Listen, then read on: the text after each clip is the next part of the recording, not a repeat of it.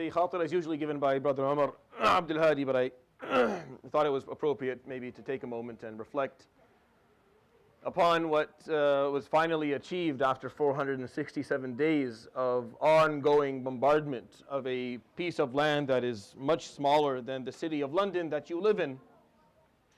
For over a year and 3 months, this city, this area within the Holy Land was hit with more bombs were dropped on it than probably all the bombs that were dropped on Africa within World War II.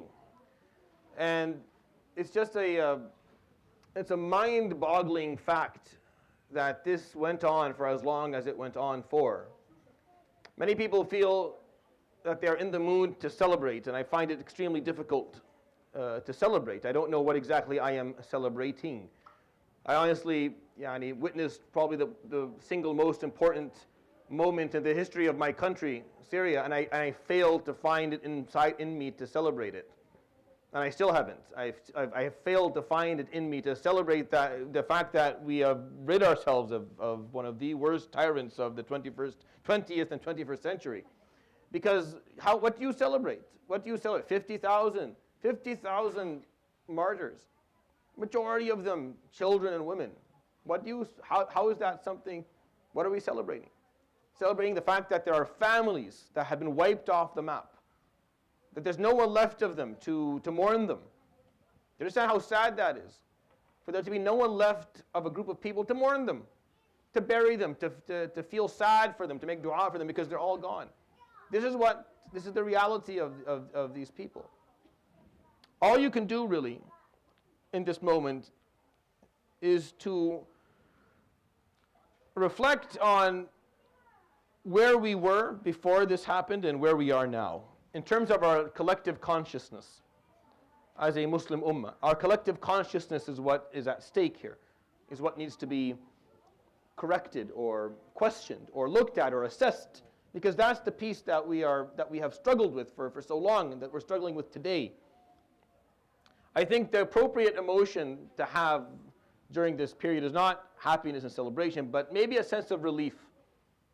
Maybe a sense of relief, dare I say. Dare I say that we feel we can maybe sleep a little bit better tonight, knowing that maybe, inshallah, this ongoing bloodshed, this genocidal attempt is being paused for a while. Paused for both sides to regroup and to figure out what they're going to do next. And as an ummah, we have to acknowledge that this struggle is far from over. Just like it didn't start a year and 3 months ago, it's not going to end today or Sunday, or by the end of this deal. It's not ending.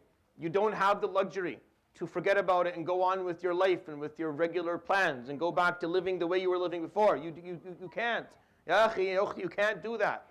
You can't have Allah subhanahu wa ta'ala show you something, show you a truth, show you a fact, and put you in a situation where you are facing, where you're looking at the ugly face of darkness. And you just decide to ignore it and keep on going. You don't have the luxury to do that. You have to continue to stand. You have to continue to advocate and push towards what you know is the truth. You have to bring the light for those to see it, for us to see it sometimes, wallah, even just for us to see it. And we're a generation of people that will be held to this. In your life, you will have witnessed many things. You'll live, inshallah, a long life, and you'll witness many things. These year and 3 months is going to be a big topic of discussion on the Day of Judgment for our generation. We're going to have to talk about that. Just like the people who lived through World War I and World War II and certain wars and certain things that happened, just like the people who were there with the Prophet ﷺ are going to be asked about Badr and Uhud and Khandaq. And they're going to ask, a lot of it was cruising, with smooth sailing between them. But there are moments where the Sahaba are going to be asked, what did you do that day? Where were you that day? What did you do that day? How did you behave? And you're going to be assessed by it, because the rest of the smooth sailing piece is not a problem. It's moments of difficulty, regardless of. I'm not talking politics here. I'm talking the sense of belonging, the sense of ummah, the sense of the ummah again, and what that means to you, and how witnessing what occurred over these 467 days should affect you on a conscientiousness level. On a level that we're deep down inside profoundly are able to reflect on where you stand from all of this and what your life story is going to tell in terms of what actually occurred. And I think it's something worthy for us to reflect upon. Inshallah, Saturday night, I'm hoping after Salat al-Isha, we perform a Salat al-Ghaib, a general Salat al-Ghaib upon Kul Shuhada Gaza, all 50,000 of them, all those who fell. The elderly and the women and the children and the men and everyone who fell, all those people who were pulled out from under the rubble of their own homes, and those who were left to starve to death, and those who died unjustly, we do a collective Salat al-Ghaib for them with the intention that Allah subhanahu wa ta'ala has mercy upon us, with the intention of Allah subhanahu wa ta'ala having mercy upon our souls.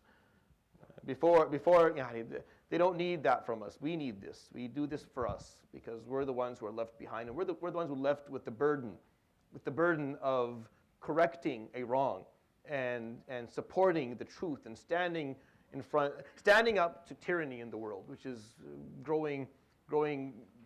becoming more and more difficult as time progresses.